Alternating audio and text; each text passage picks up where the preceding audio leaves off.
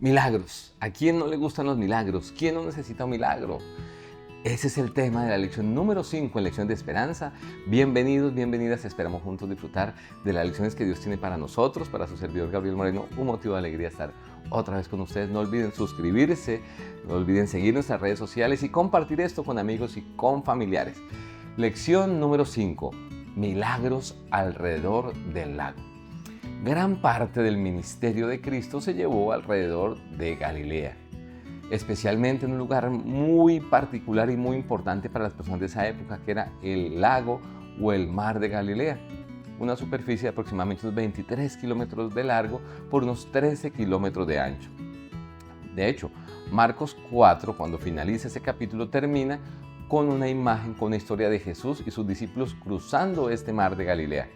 Y menciona la Biblia que se levanta una gran tempestad, una tormenta tan fuerte que Jesús luego se levanta y calma el viento y las olas a través de su voz.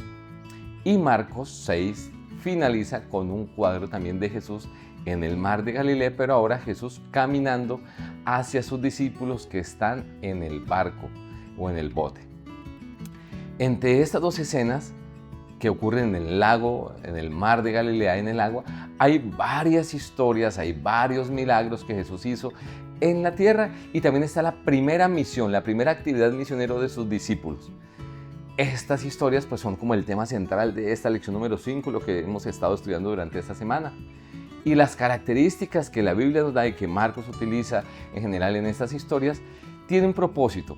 Y es que juntos, de que todos nosotros podamos al leer esas historias, poder tener un concepto muy claro de quién es Jesús, así como lo tenía Marcos claro. De hecho, lo comienza hablando en su evangelio, hablando de Jesús como el Hijo de Dios.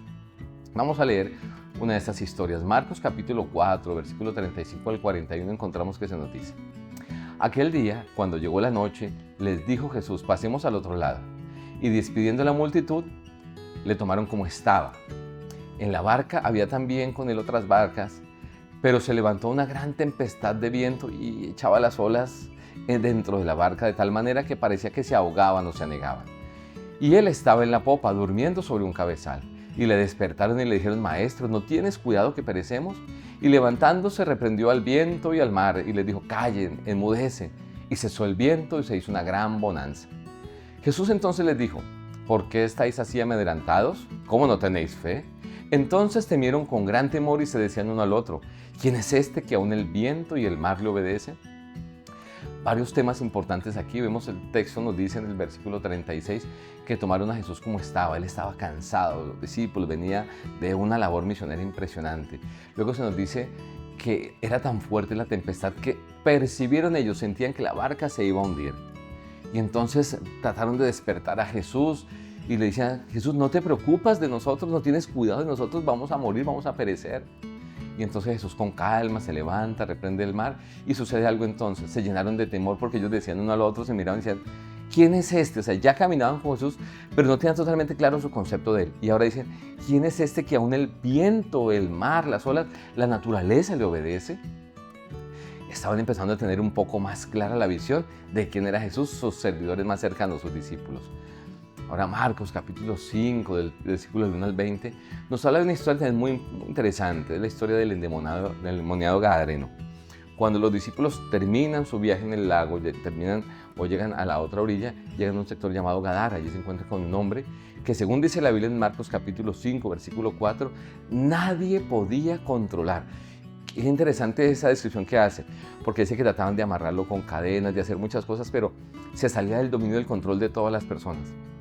Y en ese escenario de un hombre que está atrapado por el enemigo, que no puede liberarse, que ha sido posesionado por varios espíritus, porque se mencionan ellos allí, se autodenomina legión, que en ese entonces se habla de un grupo de entre 3.000 a 5.000 soldados conformaban una legión. Aparece Jesús en ese cuadro de ese hombre, que aparentemente no hay quien pueda tomar control de esa escena, de la vida de él. De hecho, algunos estudiosos dicen algo interesante, que allí solamente se menciona a Jesús con el endemoniado. Aunque en la embarcación venía Jesús con los discípulos, solamente se menciona a Jesús en el encuentro con este hombre. Y algunos estudiosos dicen que esto se debe a que muy seguramente los discípulos debieron haber huido al ver a ese muchacho. Era impresionante la escena, huyeron, pero Jesús se quedó ante él, se quedó entendiendo que había una necesidad que ese joven tenía y que él podía suplirla.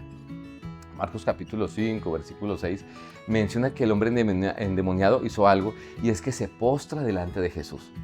En esa lucha que estaba, el muchacho alcanzó a llegar a la presencia de Jesús y se postró en señal de adoración. En ese entonces, el colocarse delante de alguien en señal de que se estaba reconociendo la divinidad de alguien, en esa cultura se adoraba a las personas de esa manera. Así que lo que hace ese joven es rendirle adoración a Jesús. Jesús, quien fue sin embargo capaz de escuchar el grito desesperado de ese muchacho en lo que aparentemente era simplemente un susurro, porque él quería ser libre, pero el enemigo no le dejaba. Jesús escuchó ese clamor que había en su corazón. Y de la misma manera Jesús escucha los clamores que tú puedas tener. Aunque estás viendo esto, muy seguramente tienes luchas, tienes temores. Jesús conoce lo que hay en tu corazón, y no solamente lo conoce y lo escucha, sino que tiene una solución para eso también. Qué asombroso ver que los demonios que estaban allí enfrentando a Jesús, ellos sabían exactamente quién era Jesús, conocían el poder grande que había en Jesús, y entonces por eso ellos le suplican, le piden reiteradamente, le rogaban a Jesús. De hecho, la Biblia menciona 2 ocasiones en Marcos 10 y en 12 que le rogaron 2 veces que hiciera Jesús lo que ellos le estaban pidiendo, era que lo dejara ir al hato de cerdos que estaba allí cerca. Obviamente tenían claro quién estaba frente a ellos y su gran poder. Jesús liberó a ese hombre y te puede librar a ti. Jesús cambió la historia de él y puede cambiar la tuya también. Dejémonos en sus manos. La siguiente historia nos habla de un hombre llamado Jairo y su hija. Eso está en Marcos capítulo 5 del 21 al 24. Dice la Biblia: pasando otra vez Jesús en una barca a la otra orilla, se reunió alrededor de él una gran multitud, y él estaba junto al mar. Vino uno de los principales de la sinagoga, llamado Jairo, y luego que le vio, se postró a sus pies y le rogaba mucho, diciendo: mi hija está agonizando, ven y pon las manos sobre ella para que sea salva y vivirá. Fue pues con él, y le seguía una gran multitud y le apretaban. En esta descripción que nos hace este relato que nos da Marcos, se nos dan algunas características de la persona que se acerca a Jesús. Dice que vino un principal de la sinagoga llamado Jairo. Era un hombre de influencia, era un líder religioso de ese entonces, y si recordamos, la gran mayoría de líderes de ese entonces se habían como colocado en la posición de enemigos de Jesús, buscaban la ocasión de criticar el ministerio de Jesús. Jairo era líder del pueblo, era líder religioso, pero tenía una situación compleja, era su hija enferma. Y en la desesperación de no poder hacer nada, ve lo que Jesús empieza a hacer, escucha los milagros de Jesús, nace la esperanza en su corazón, y ahora dice que viene y le ruega y se postra delante de él. Otra persona que viene y reconoce la divinidad de Jesús. Al postrarse lo está adorando, está reconociendo el poderío de Jesús, y le ruega ahora a Jesús. Y vemos un Jesús que nos ama a todos, y que entonces se decide pues ir con él, y le seguirá una gran multitud. Pero sucede algo, hay algo que interrumpe la marcha de Jesús hacia la casa de Jairo, y es que aparece en la escena una mujer, que la Biblia nos menciona como una mujer que sufría de un flujo de sangre de hace 12 años, que había gastado todo y nadie le había podido ayudar con su situación. Pero esa mujer escucha lo que Jesús había hecho en la vida de muchas personas, también renace la esperanza en su corazón, como había sucedido con Jairo, y entonces se acerca a esa mujer por la parte de atrás de Jesús y toca el manto, porque en su corazón había surgido la fe, una fe tan grande que ella dice: no necesito hablar con él, solo con tocar su manto seré sana. Y entonces sucede algo, inmediatamente al tocar el manto, sucede algo en el organismo de ella, y es que se siente recuperada, se siente sana. Jesús, al entender lo que estaba pasando, nadie más lo entendía, solo Jesús y esa mujer, se detiene y pregunta: ¿quién ha tocado mi manto? Y entonces la mujer, que había estado enferma por tanto tiempo, desesperada, pero que ahora se sentía recuperada, restaurada y sana, siente temor, porque dice: de pronto me va a regañar. Ella estaba acostumbrada a que la relegaran, a que la rechazaran. Por su enfermedad era considerada una mujer, una persona inmunda, y tenía que mantenerse al margen, distante de la familia, de los seres queridos. Y pensó que Jesús le iba a llamar la atención por lo que para mucha gente iba a ser un atrevimiento tremendo de tocar el manto de Jesús siendo ya inmunda. Pero aquello fue un viaje como lleno de emociones para esa mujer, desesperada, llena de esperanza. Toca su manto, se siente sana, luego viene temor a su vida. Pero Jesús la mira y, lejos de regañarla, lo que le dice es: mujer, tu fe te ha sanado. Y no solamente tu fe te ha sanado, le dice: tu fe te ha salvado. porque no solamente Jesús estaba interesado en la salud física, sino en la espiritual de ella. Así como se interesa en tu bienestar completo, en tu bienestar físico y en el mío, y espiritual también. Ahora, regresando a la historia de Jairo, porque entonces sucede el milagro en la vida de esa mujer, algo interesante es que aunque muy seguramente muchos de los que están alrededor necesitaban un milagro, solo esa mujer lo recibe porque se acercó a Jesús de una manera diferente. Te invito a acercarnos a Jesús de una manera especial, de una manera distinta, mostrándole nuestra necesidad y manifestando fe en Él. Ahora, Jairo también tuvo una experiencia de emociones. Se acerca a Jesús, Él le dice que va a ir, de pronto se detiene, atiende a otras personas, aparentemente en su caso queda quieto, pero entonces Jesús no va solo, le permite a Pedro, a Santiago y a Juan que lo acompañen junto con los padres de la muchacha, Jairo y su esposa. Llega entonces a la casa y entonces se acercan por eso y le dicen a Jairo, mira, ya no molestes al maestro, la niña está muerta. Jesús entonces le dice, no, espérate, ella no está muerta, sino que está dormida. Y esas emociones le dicen a Jairo que está muerta, su corazón tal vez se aflige, pero cuando escucha de la vida de Jesús que no está muerta sino dormida, vuelve otra vez la esperanza a la vida de él. Hace entonces a Jesús salir a todos los que estaban allí llorando, a los enlutados, se dirige a la habitación donde estaba la niña que le habían dicho a Jairo que estaba muerta, y tomando la mano Jesús le dice a la niña, Talita Cumi. Marcos traduce estas palabras como, niña, a ti te digo, levántate. Esa palabra talita en el original significa corderito. De una manera tierna Jesús llama a esta niña. Pudo haberse tratado, dicen algunos estudiosos, de una manera linda y tierna en la que Jesús trató a esta niña del hogar de Jairo. Dos casos contrastantes. Una mujer de 12 años de flujo, ahora una niña de 12 años. Jairo, un hombre de mucha influencia. Esta mujer, una mujer relegada por la sociedad, casi que muerta en vida porque le tocaba mantenerse alejado de la gente que la amaba. Pero ambos reciben la ayuda de Jesús. Ambos necesitaban de Jesús y ambos la reciben. Yo no sé cuál sea tu caso, pero donde quiera estés te quiero decir, para Dios todos somos importantes. A todos nos escucha y está dispuesto a atender la necesidad de todos nosotros. Jesús también te conoce a ti. Está atento a tu necesidad, a tu problema y quiere hacerse presente en tu vida y en tu necesidad para cambiarlo todo de una manera linda y maravillosa en bendición y en salvación. Luego de esto se nos habla de que Jesús es rechazado. Miren, venimos viendo de los milagros, el portento de Jesús, las maravillas de Él, pero la Biblia dice también que en medio de todo esto Jesús es rechazado. Marcos capítulo 1, del versículo del 1 al 6 nos dice, salió Jesús de allí y vino a su tierra y le seguían sus discípulos y llegando el día de reposo comenzó a enseñar en la sinagoga y muchos oyéndole se admiraban y decían, ¿de dónde tiene Él tantas cosas? ¿Y qué sabiduría es esta que Él les da? ¿Y estos milagros que por sus manos son hechos? ¿No es este el carpintero, el hijo de María, hermano de Jacobo, de José, de Judas y de Simón?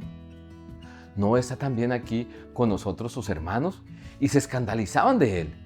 Mas Jesús les decía, no hay profeta sin honra, sino en su propia tierra y entre sus parientes y su casa. Y no pudo hacer allí ningún milagro, dice la Biblia, salvo que sanó a unos pocos enfermos, poniendo sobre ellos las manos. Y estaba asombrado de la incredulidad de ellos y recorría las aldeas alrededor enseñando. Qué curioso, dice la Biblia, que cuando llega a su lugar, a donde sus cercanos lo rechazan porque dicen, eso es del carpintero, ¿cómo así que tantos milagros? ¿De dónde habla con tanta sabiduría? Y les costaba entender quién era Jesús, tener claro el concepto de Jesús como Dios que había venido a la tierra. Y qué curioso, dice la Biblia, que aunque hizo milagros en muchos lugares, en su lugar no pudo hacer muchos milagros, no porque no quisiera, sino porque la gente no se dispuso, porque no lo buscaron de la manera adecuada. Y dice la Biblia que aún Jesús, el versículo 6, se asombró de la incredulidad que había en su tierra. Yo te invito a confiar en Dios, a no ser incrédulo, sino que aunque no entendamos muchas cosas de Dios, venir a Él con seguridad y con tranquilidad, sabiendo que en Él estaremos seguros y que tiene poder absoluto para hacer lo que necesitamos. Luego vino un contraste interesante, se nos presenta allí en Marcos 6, un momento en que Jesús envía a sus discípulos a cumplir una misión evangelística, a predicar el mensaje, los envía sin recursos, de manera tal que eso iba a generar que tuvieran que apoyarse con las personas, un buen trato con las personas que los iban a recibir y que iban a recibir el mensaje de ellos. Y por otro lado vemos la condenación de Juan el Bautista. Vemos que Juan es asesinado, es cortada su cabeza, el enemigo se vale de muchas como artimañas para llevar a cabo este fin, pero mientras Juan era muerto, el evangelio era predicado. Mientras Jesús por muchos lugares era rechazado, en otros lugares era aceptado, la gente abría su corazón y recibía la bendición que tenía para ellos.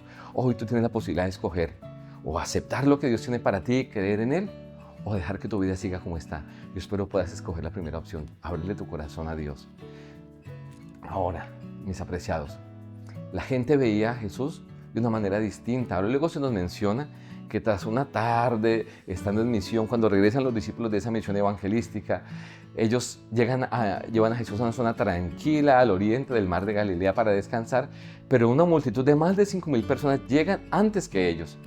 Y Jesús los ve como ovejas sin pastor, empieza a predicarles, a instruirles, a hablarles del reino durante todo el día. Y luego Jesús, al ver tanta gente, le dicen: Jesús, mira, envíalos para que busquen algo de comer. Los invita a que los despida. Pero lejos de eso, Jesús le dice: no los vamos a despedir, busquen ustedes darle algo de comer. Este diálogo ilustra los hechos allí. Los discípulos están pensando en términos humanos, cómo darle comida a tantas personas. Pero entonces, ellos no veían solución, pero Jesús tenía todo en sus manos. Jesús lo soluciona alimentando de manera milagrosa a esa gran multitud con apenas 5 panes y 2 peces. No importa tu situación, cuando vienes a Jesús, Él es experto en hacer lo que creíamos que no se podía hacer. Alimentó a los 5,000, los discípulos cada día tenían una visión más clara de quién era el que caminaba con ellos, de quién era su maestro. Que en cada ocasión que vas caminando con Jesús puedas aprender más claramente quién es Él, entregar tu vida a Él, dejarte guiar por Él. Ahora, era un momento en que la gente quiso tomar a Jesús para ponerlo como rey, y en lugar de la opinión popular acerca de Mesías como un rey que venía a acabar con los romanos, a destruir el imperio romano, Él viene a liberar a las personas de la esclavitud del pecado, algo todavía mucho más grave, mucho más delicado, y su actuación es mucho más poderosa de lo que ellos alcanzaban a entender. Él es en verdad el Señor de la naturaleza, el Señor soberano del universo. Vino a dar su vida en rescate por muchos y libertarnos del pecado. Tú y yo también hemos visto muy seguramente y experimentado muchas obras de Dios, muchos milagros de Dios, muchas obras poderosas de Él. Yo te invito a que ojalá esto que hemos visto y escuchado y percibido en nosotros no solamente nos lleve a quedarnos con las cosas materiales de esos milagros, sino que podamos tener una visión clara de quién es Jesús, caminar con Él y entregarle nuestro corazón. En Él siempre estaremos seguros. Permíteme orar por ti. Bendito Dios, bendícenos a todos, de manera especial a los que hoy escuchan este contenido, que cada día podamos tener una visión más clara sobre ti y compartir esa visión con otras personas. Abrázales, bendice en todo lo que puedan necesitar tu intervención en sus vidas, pues lo pedimos y lo agradecemos en Jesús. Amén. Un abrazo grande, Dios te bendiga muchísimo y te espero en un próximo capítulo de Lecciones de Esperanza.